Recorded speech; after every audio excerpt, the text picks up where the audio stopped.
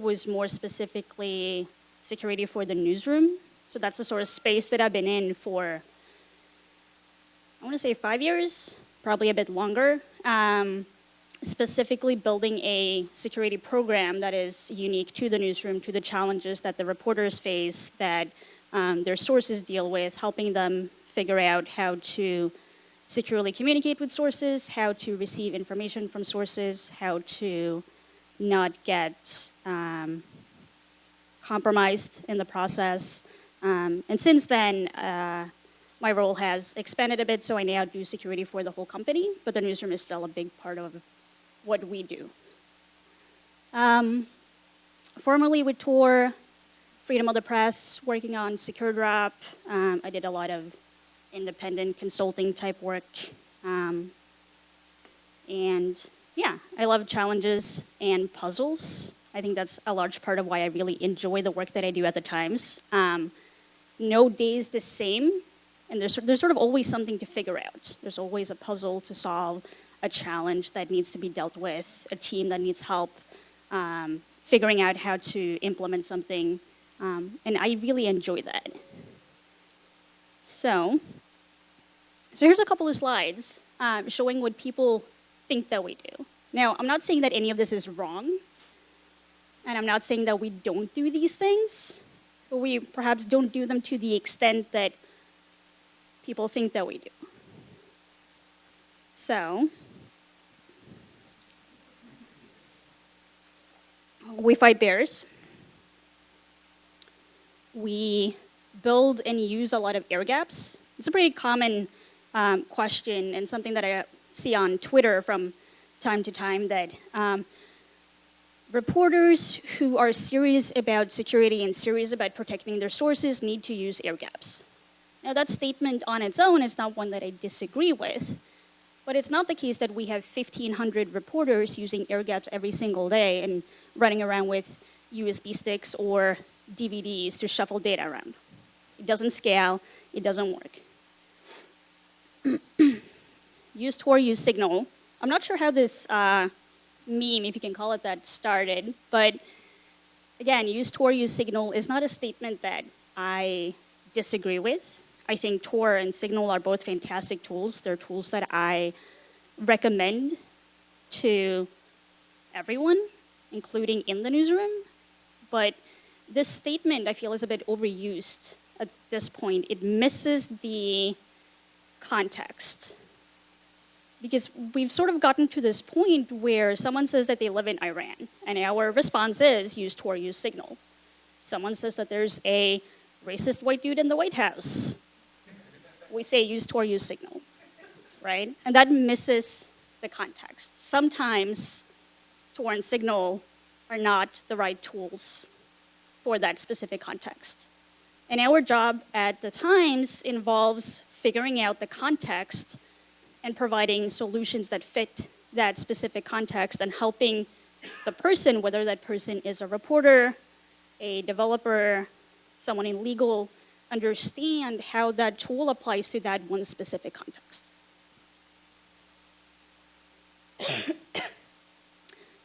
Sweeping for bugs and hidden cameras, that question comes up from time to time if we sort of build our own tools and run around the building looking for bugs and cameras. I wish we did. I think it would be fun. I think the geek in me really loves those things. But no, we don't spend a whole lot of time on this. It's not to say that we shouldn't or that we can't, it's just not what we focus on. And then there's the Gruck, who loves to tweet about what you should do if you take security seriously. In this case, if you take security seriously, you should have a surveillance-resistant room for meetings, soundproof, nowhere to hide bugs, and flooded with RF. Also, you leave the mobile phones outside. Now, on its own, again, it's not bad advice.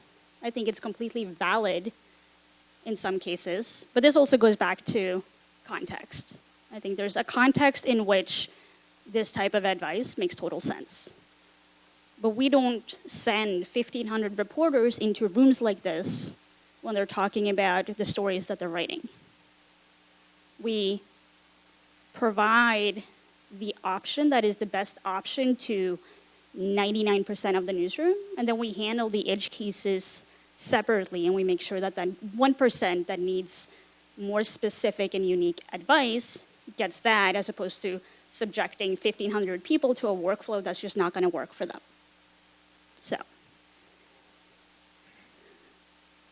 So here's what we really do. Now, the Times has been around for a long time, and the mission of the Times is to help people understand the world. And our goal is to help people do things securely. So one focus area for the newsroom last year, this year, and the coming years is to find new ways to tell stories.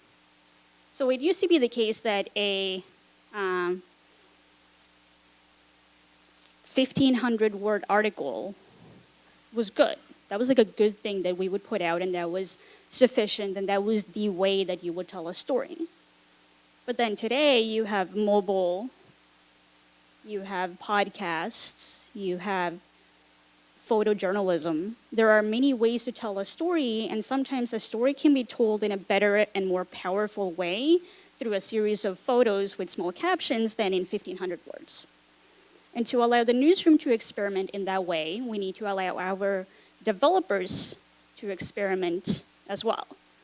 They can't provide the newsroom with the tools and the frameworks that they need to experiment in new ways if we're restricting them to a certain framework or language or infrastructure.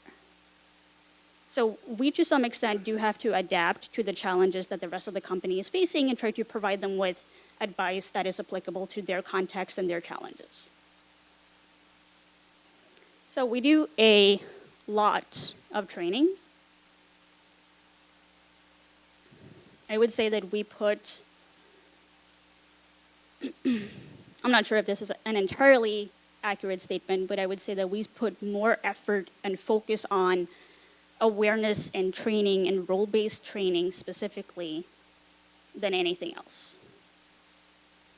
We work to understand our audience. We tailor the trainings that we do to the newsroom, to the legal department, to finance, to developers. We don't assume that everyone can get away with the same type of training or the same examples or the same stories. We also do a lot of brown bag sessions with external speakers, sort of going to this interesting advice that I would say is accurate. I just don't fully understand why, that sometimes, even though the point that you've been making all along is completely true and accurate, getting someone in who's an external person who says the exact same thing seems to work really well. So we've done a few of those as well. And here's sort of one example that I wanted to highlight for why training is so important and why tailored training is so important for us. So this was back in, I think it was 2015, a group on the, I think it was the Metro desk, worked on a story and thought they had this big scoop, and it was going to be a front page story, and it was going to take this company by surprise, and it was going to be pretty amazing. And a couple of days before the story was going to be published, the company that they had been looking into, the sort of top guys there, had been arrested. Whole thing lands in court. Fast forward, a transcript of a recording is presented between some of the executives at this company, in which they say that the Times has been visiting our website like 12 times today or that week, and they, at that point, figured out that someone was working on a story about them.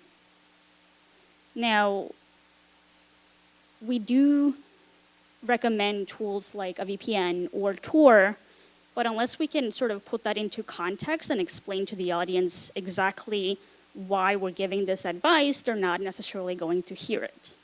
They'll walk away with Tor and VPN are great tools, but they're not fully going to understand how that really applies to them. And in this case,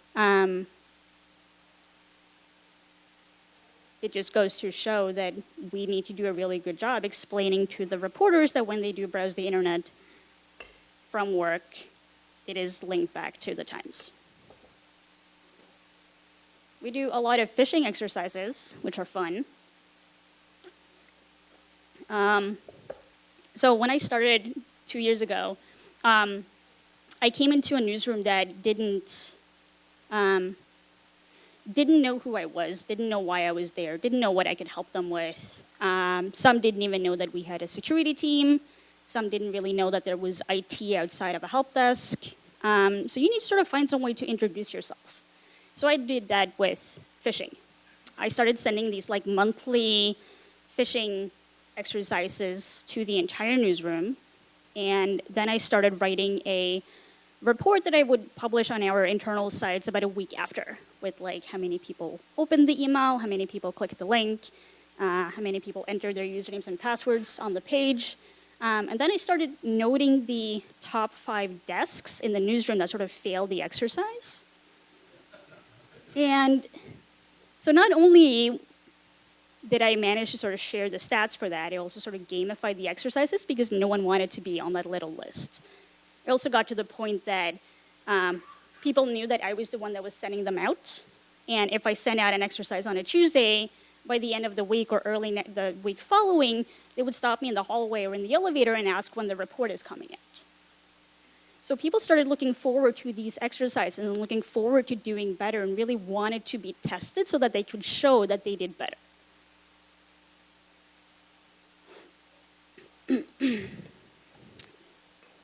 Learning reviews is something that I'm pretty sure the Times has been doing for a long time. It was something that was introduced to me when I started that I think has been an incredibly helpful part of our process. So the whole purpose is shit happens, you sort of spot fix it, and then you get together to talk about what happened and what do you need moving forward to ensure that either it doesn't happen again or that the time that it takes you to put together a fix is not as long as last time. And there's no blame in these meetings. There's no one's going to point fingers. There's just a lot of talk about what happened, at what point in time, and what can we do better. And we also try to include the newsroom in this process. So when there's been incidents that touch the newsroom, whether it's a compromised social media account, something related to the website, our publishing system, anything else, we do include the newsroom in that process as well because it helps them see the work that we do and what we need from them to actually help them faster, better, smarter, etc. How much time do I have left? Does anyone know? No one knows how much time? Huh? Okay, I'll just go on. So to summarize, some things that have sort of worked really well for us is that we do see that culture must be part of the program.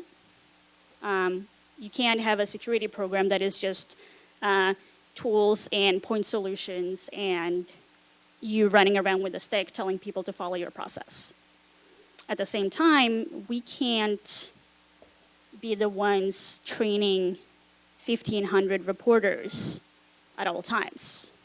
And while we in the InfoSec community do a great job of sharing and training and teaching each other things, we need to take that concept and apply that to other parts of the company. So we need to help and empower developers to secure their own stack. We need to help and empower the newsroom to secure their own tools, products, stories, communications, whatever the case may be.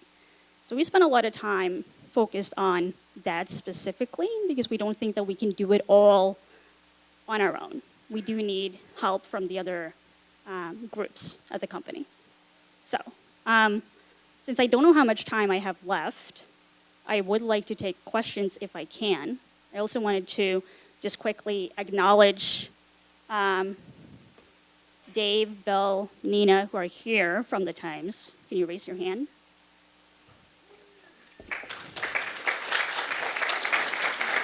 And so I wanted to say that we are hiring. So if you have questions about the work that we do or the work that Dave and Nina and Bill do, please come talk to us after. I think they're more than happy to answer questions as well. So, is there a mic for questions? If not, I'll just repeat it. Yeah. Have you adapted a strategy for crossing borders with your correspondents, or do you simply provide them a scratch device once they get to the other side of the border? How have you decided to handle that threat? So the question is, how do we handle border crossings? Do I have time for questions, or? Yeah, maybe like one or two is good. Okay, cool. So for border crossings, depends on who you are, depends on where you're going. It's a sort of very high-level answer. Now, we do have bureaus in other countries. We have bureaus in countries where other media organizations don't have bureaus that we do have to account for. We did set up a travel laptop program that will give you a travel laptop specific for the trip, but that it's difficult to scale a program like that. Sometimes people don't travel out of New York. Sometimes they have to get on a plane at 4 in the morning because of a breaking news story. They don't have time to pick up the laptop, right? Sometimes they start in a small bureau in Europe, and it's hard to get the laptop or even have someone there who can manage it. So we try to then couple that with the training and awareness piece, and we explain to them why we have a travel laptop, not just we have a travel laptop. We help them understand the benefit that having a travel laptop would give them, in what context and for what purpose. And in many cases, they do take responsibility for their own stuff. So, yes. I have a couple, actually. First off, in the slide you mentioned gamification of spear phishing attacks. This is just more personal opinion, but there are some educators who believe that if you have individuals competing against each other to get on a scoreboard, however specifically the program is structured, they believe that it might hurt. It might hurt the behavior of trying to achieve. In this case, avoiding spear phishing. What's your response to that? And Runa, let's make that the last question. Sure. So the question is, if I believe that gamification of phishing exercises is hurting.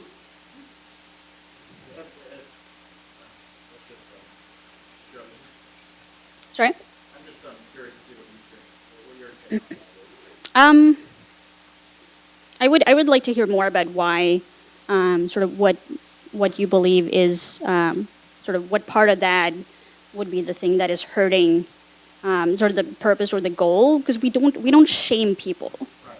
So we don't name names. We do follow up individually. So we're the only ones that would know that you opened the email or that you clicked the link. Right? Okay. Yeah, it's a bit, it requires some background. Sure. I'm happy to chat after as well. I don't want to conflict. No, you're good. I'm happy to talk more about it after. Cool. Okay. Thank you.